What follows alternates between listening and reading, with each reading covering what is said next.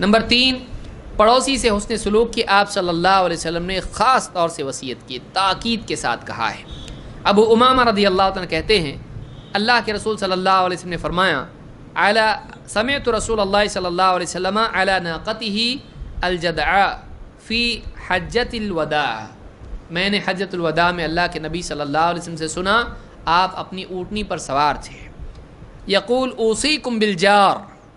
میں تمہیں تاکید کرتا ہوں پڑوسی کے بارے میں،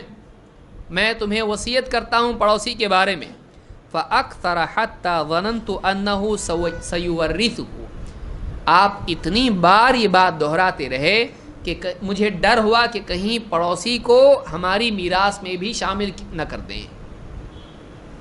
ایسا لگنے لگا کہ شاید پڑوسی اتنا امپورٹنٹ ہے کہ ہماری جائیداد میں حصے دار تو نہیں،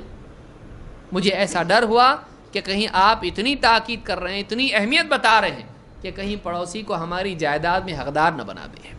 اس حدیث کو الخرائطی نے مکارم الاخلاق میں روایت کیا اور شیخ الالبانی نے الجامع صغیر میں اس کو صحیح کہا ہے۔ اسی طرح سے آپ فرماتے ہیں من کان یؤمن باللہ والیوم الآخر فلیحسن الی جارہ،